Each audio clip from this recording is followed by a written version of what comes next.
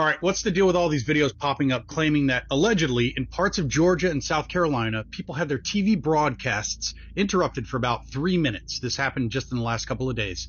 And during that time, a message supposedly from the Anunnaki aired, acknowledging the current chaos among humans, warning of severe weather events coming, and then saying that they were going to help. And then right after that, people in these same areas reported seeing fireballs streaking across the sky, like multiple reports. So yes, this sounds completely crazy, and I am skeptical, but I'm also open-minded enough to ask. There actually was a TV broadcast interruption in southern England in 1977 where a group claimed to be Ashtar Galactic Command, and they talked about human awakening. So I'm being open-minded. Was it something like that? Has anyone seen this alleged Anunnaki broadcast firsthand?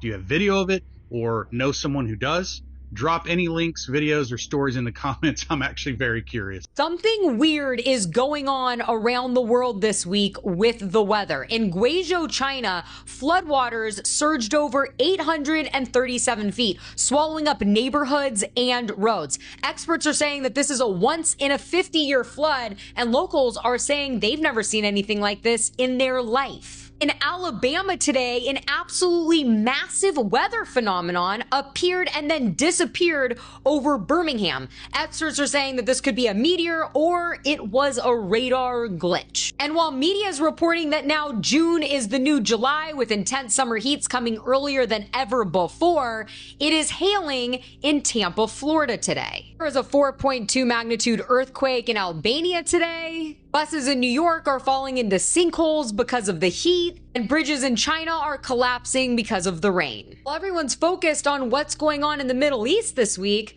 I want to ask you, what do you think is going on with the weather? Listen up, because this is important. Your phone's not just listening, it's learning you. Most people know their phones listen to them, but it's deeper than that. It tracks your pauses, your tone, your micro reactions, what you click, what you don't click, what makes your eyes widen, even for a second. Your data isn't just collected, it's interpreted. It learns how to keep you hooked, how to shape your mood. You think you're in control of your feed. It's in control of you. They don't need to censor you if they can quietly program what you believe. I went down the Cabbage Patch doll theory here on TikTok, and I'll explain more, but this is an old birth certificate that I have of my Cabbage Patch doll. And I decided to go ahead and put the thumbprint and footprint into ChatGPT, and look what they said. They basically said that this is a real thumbprint. It's not fake, and it can't be authenticated into this fake thumbprint or footprint. And I guess my questions would be, where did it come from? Because Cabbage Patch dolls are not real. There is a deep underground military bunker that was built in the 1950s under Secret Mountain. That's what it's called. It's the hilarious thing. It's named a Secret joke. It's called Secret Mountain. Unbelievable. Near Sedona. What we're talking about is the Bradshaw Ranch. Yes. And there's allegedly a portal in the Bradshaw Ranch that was seen by the former owner of the ranch, Linda Bradshaw. And the other thing we noticed when we were there, and this was picked up by my friend Paul, who's an Australian ground-penetrating radar operator. He heard a humming. And he kicks a bush aside, and there's this gigantic three-phase power box with a cable definitely going into the ground. There's massive amounts of electrical power going into the ground under Bradshaw Ranch. And he did a ground-penetrating radar check on the road around Bradshaw Ranch, and we found a 50-foot wide reinforced steel concrete, highly visible on ground-penetrating radar, literally just under the ground. Wow. I mean, I'm in no doubt whatsoever it's there. Go up from Phoenix and have a look at what I saw in Sedona, and you will find a deep underground military facility that is highly protected, has hydraulically operated doors in the side of mountainsides, and is secretly operating what I suspect is non-human technology. The hole is about 2 foot in diameter.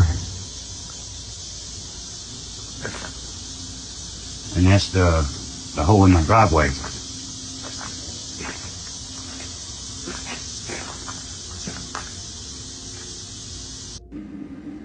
I don't know what to think. That meteor flew over today, Williamston, South Carolina. And this is what I found.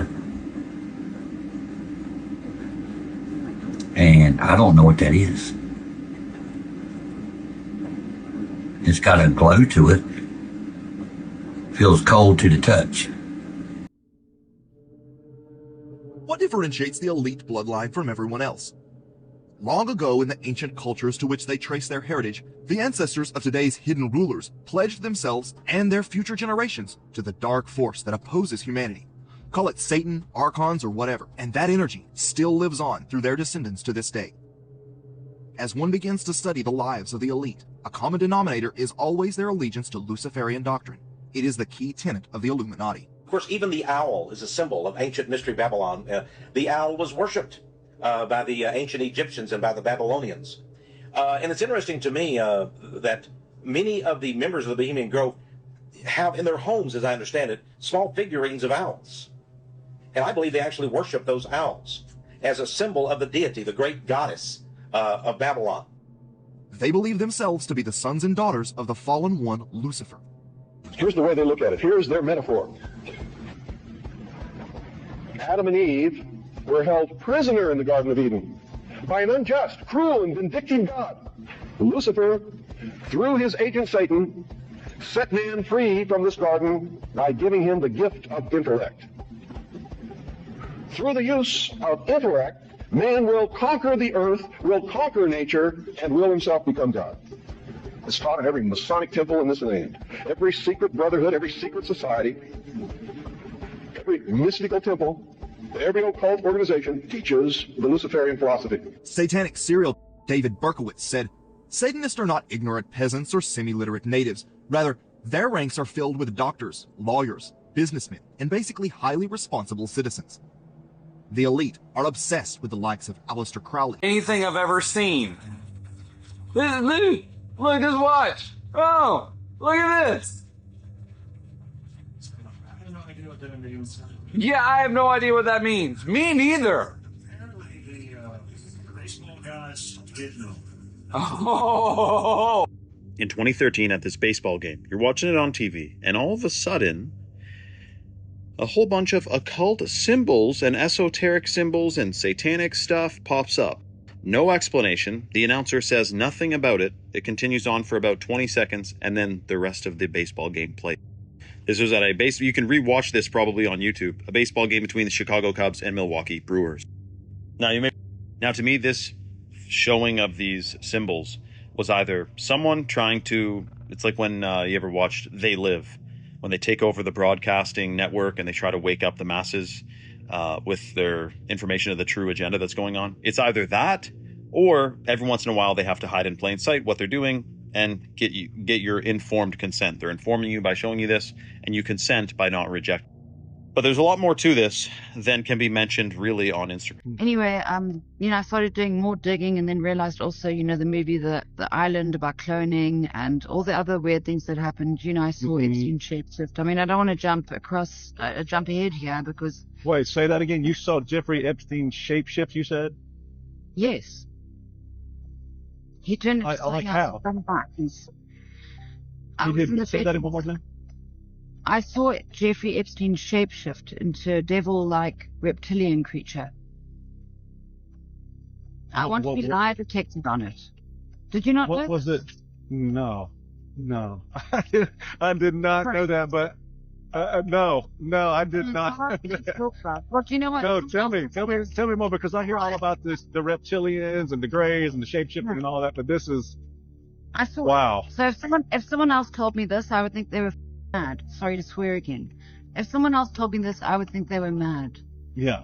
But unfortunately, it happened to me and I saw it. And I swear on my family's life, I swear on everyone and everything I love's lives, that I saw this man turn into something else in front of my eyes. The head of the Office of War Information, Elmer Davis, stated, quote, "The easiest way to inject a propaganda idea into most people's minds is to let it go through the medium of an entertainment picture when they do not realize they're being propagandized." Much of the partnership between Hollywood and the government centered around authorizing the use of military locations and access to equipment in exchange for giving the government some level of control over the final scripts. In 2017, Tom Secker and Matthew Alford, professor at University of Bath, released their book National Security Cinema, providing conclusive evidence of the massive influence the U.S. intelligence and military have exerted on Hollywood. The book is based on files obtained via open records request, which detail how the Department of Defense offered support to more than 800 films between 1911 and 2017. What is important to take note of is the power of film and TV to shape public opinion. Researcher Tricia Jenkins notes that one of the reasons the CIA and the military desired to be involved in major films like Zero Dark 30 is because they recognize that the public will largely form their opinions of real-world events based on the fictional Hollywood retelling. So basically the CIA's propaganda arm is Hollywood. It sounds about right. We have a full system engineering approach, allowing us now to use water as a main fuel source to be able to run a conventional engine and run it on water and do it and equal or supersede the performance of a car running on gasoline and diesel fuel. Many people do not realize that when you run a car or truck on either gasoline or diesel fuel, you're actually running it on hydrogen. And all we're doing is using the hydrogen from water. And under the National Bureau of Standards figures shows that when you use water, the energy release is roughly 2.5 times more powerful than that of gasoline. So water is a very powerful fuel. In an era where speaking truth can lead to suppression, especially on sites like YouTube, a place to share uncensored news is important. If you found this video valuable, subscribe to Anon News, our free newsletter. The link is in the description.